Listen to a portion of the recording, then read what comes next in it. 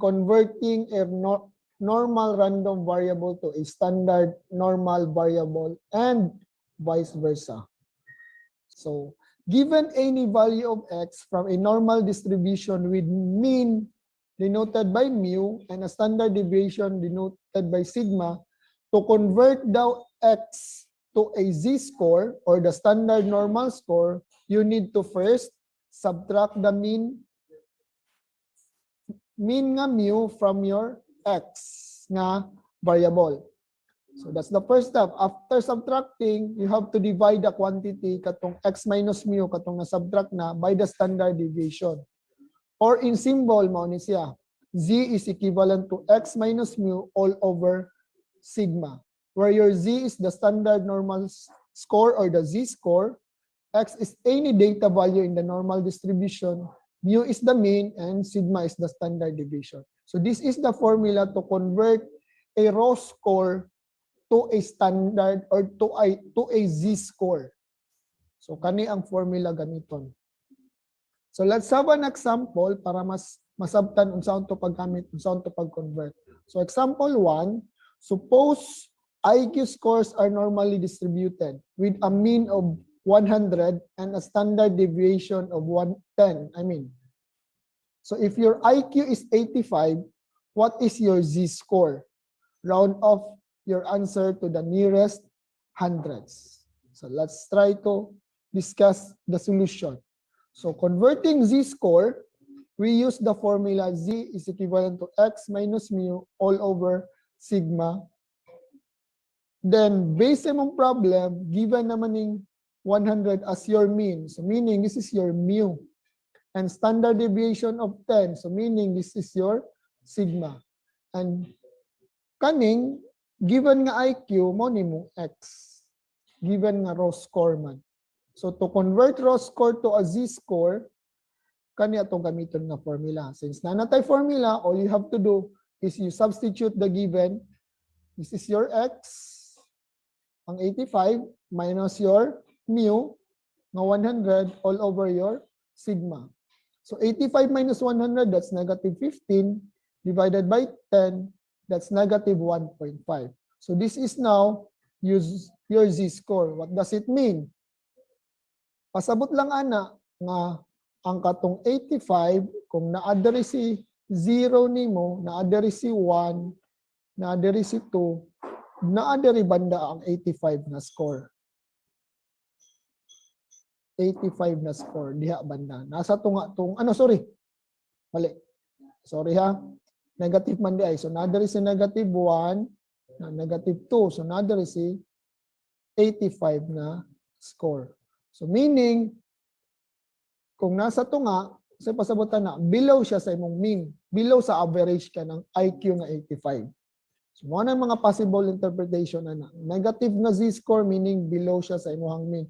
Negative 1.5 below, negative 1.5 standard deviation away from your mean. So, inana ang mga possible interpretation na. So, that's how to convert. So, that's one example. Let's have another example. Second example, we have here on a nationwide placement test that is normally distributed, the mean was 125 and the standard deviation was 15. If you scored 149, what was your z-score? Round off your answers again, answer again to the nearest hundreds. So let's first determine the given. The mean is 125. So this is our mu. Standard deviation is 15. So this is our sigma. While the score nga 149, this is a raw score, x. So we are asked to solve for the z-score. And again, solving for the z-score, we use this formula. And using the given, we substitute 149 because this is our x minus our 125 nga mean. Mean. And this is, ang 15 is our sigma. So computing 149 minus 125, that's 24 divided by 15, which is equivalent to 1.6. So again, what does it mean? On your normal curve, 0 man sa tunga, diri man si 1, positive, diri si 2, 1.6. Somewhere here si 149 nga score nimo. Meaning more than 1 standard deviation away from your mean. So naa siya sa higher part. So positive man, so meaning above the mean siya. Kaya ang mean gani is 125. Kung sa siya kalayo, that's 100.6 ang standard. 100.6, 1.6 standard deviation away from your mean. That's the possible interpretation. Okay? Next, let's proceed to example 3. We have here the heights of teachers in Santa Catalina National High School are normally distributed with the mean of 150 centimeter and the standard deviation of 15 centimeter. The height of Sir Victor has the z-score of 3.25. What is the actual height of Sir Victor? So round off your answers to the nearest hundreds. So based on given, we have 150 centimeter, and this is our mean. So meaning this is our mu, and the standard deviation is 15 centimeters. So this is our sigma.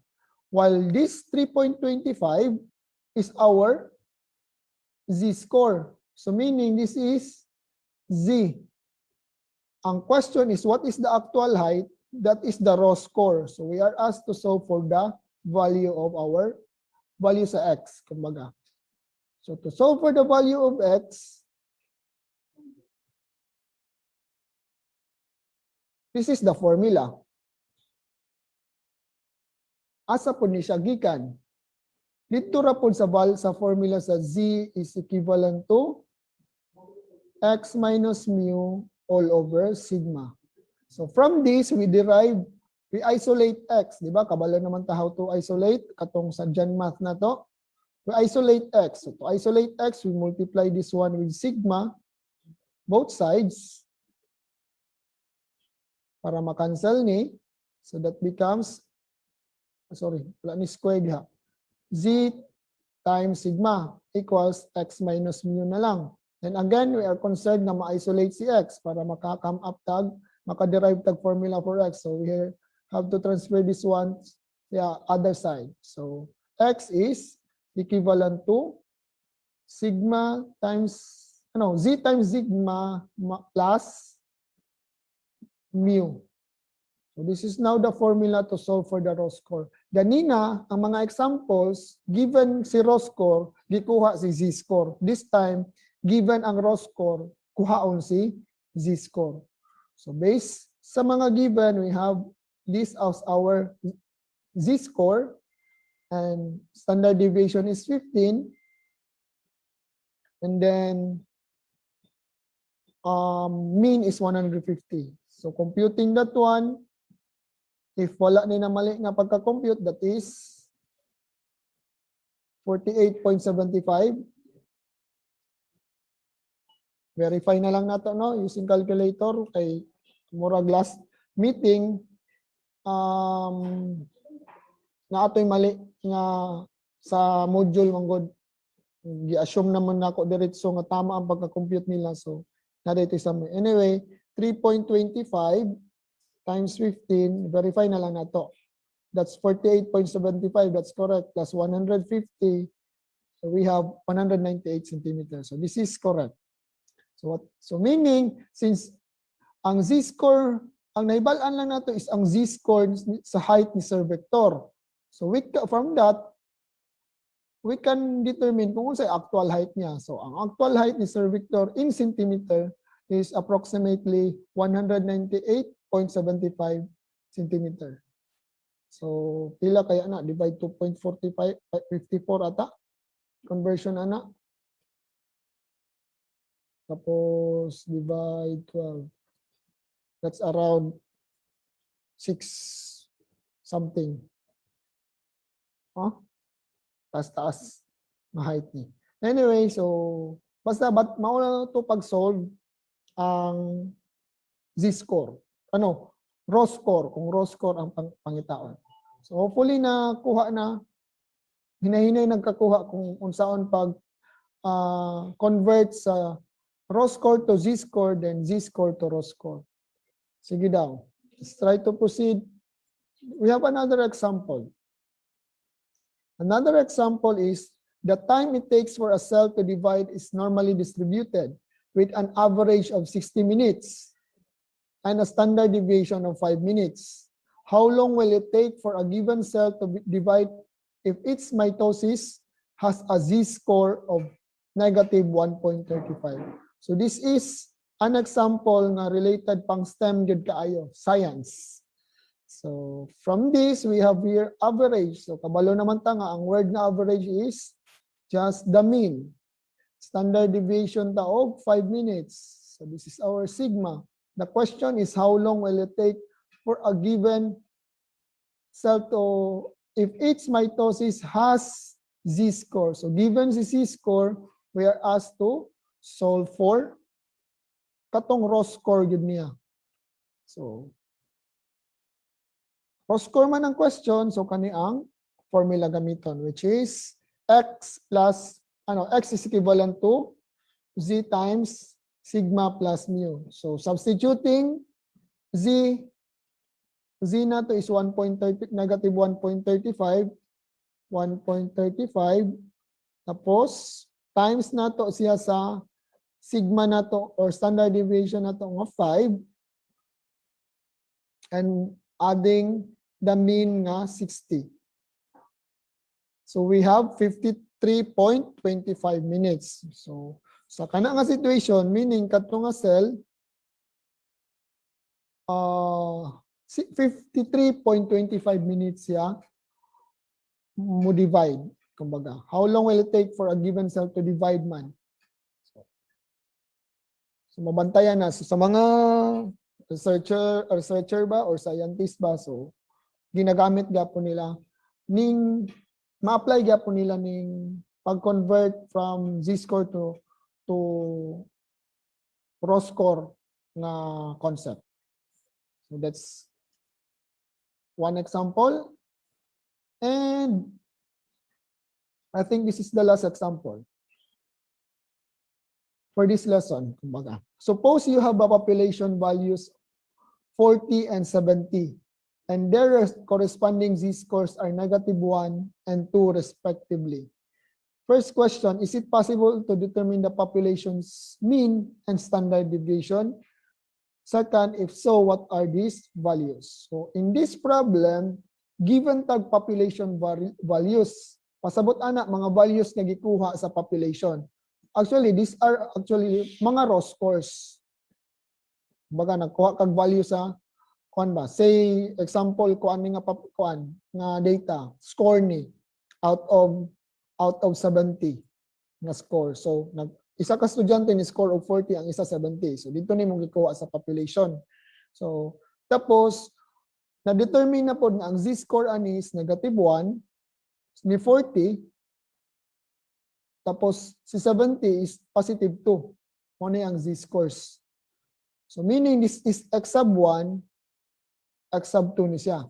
While kani z sub 1 and z sub 2. The question is, given these two sets of values, can we determine the population mean? Can we solve for the mu and the standard deviation? So baliktad sa kasagarang problem. Ang kasagarang problem, given si mean, given si standard deviation.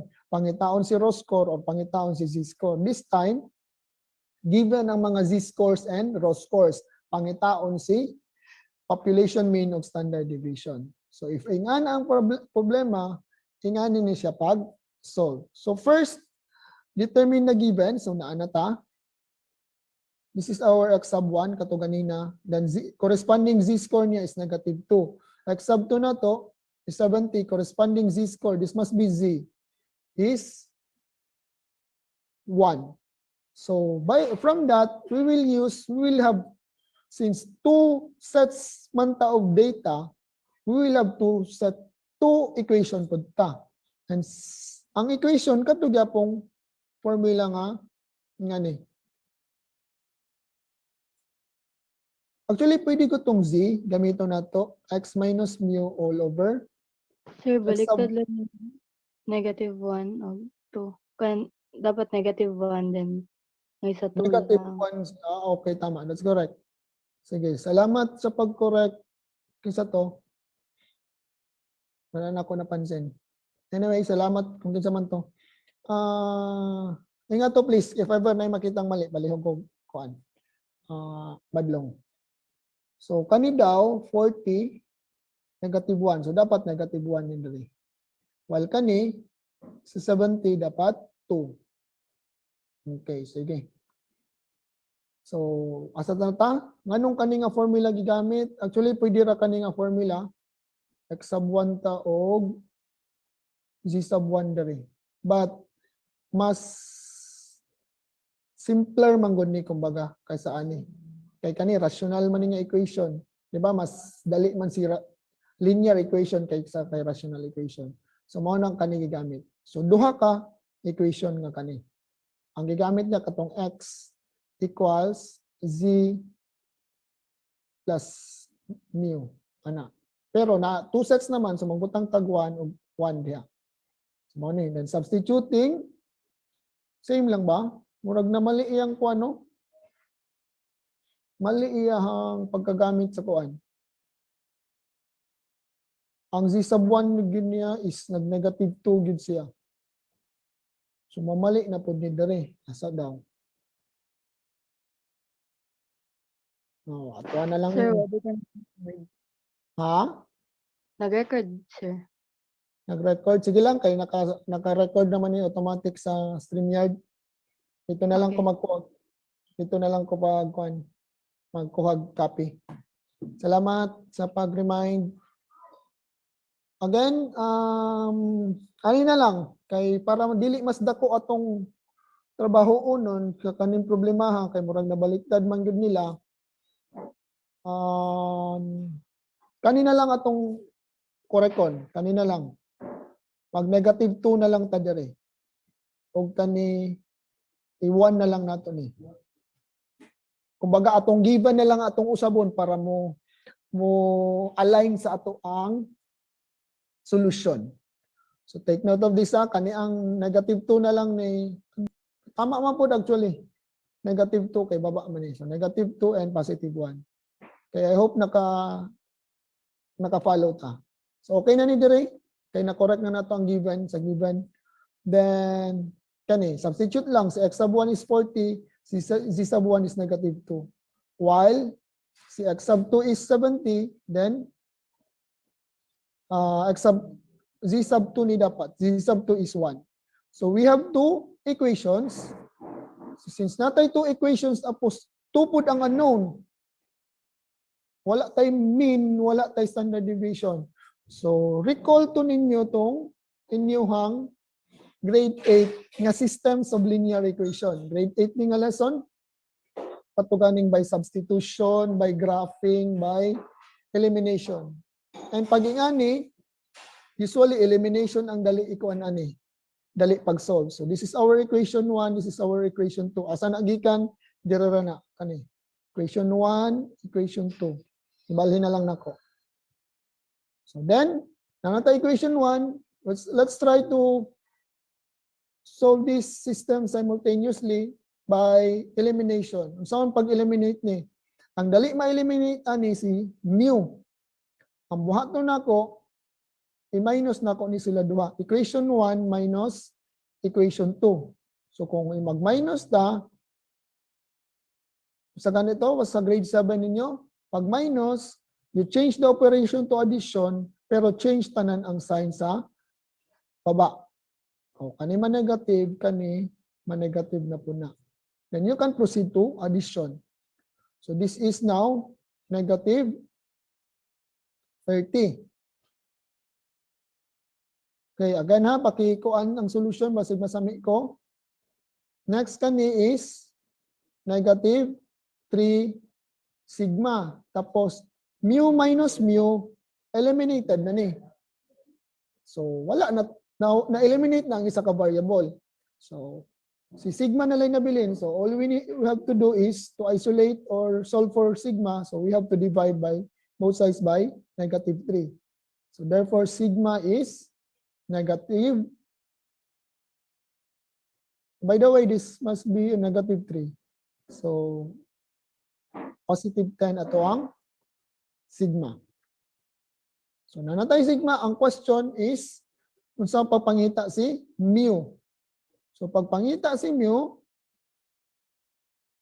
choose lang ka masing asa nga equation. Equation 1 ba or equation 2? Then substitute nimo si sigma to solve for mu. So let's say equation 1 atong gamiton. So kung equation 1, 40 is equivalent to -2 times sigma man dapat. But nanatay value sa sigma nga 10 plus mu. So solving this becomes -20 plus mu. Then transferring -20 to the other side, that's 40 plus 20 is equivalent to our mu. So therefore, our mu is, or our mean is, pila? 60. 60. Okay, that's correct. So nanatay, sigma, or standard deviation, and mean. And this is actually, makikipangita sa problem. So I hope nakuha ang process. So as you can see, nagamit na to ang skills na hopefully na learn ninyo sa grade 7 and grade 8. So math is balik-balik lang din siya. So that's it. That's all for the topic. Salamat and see you next session.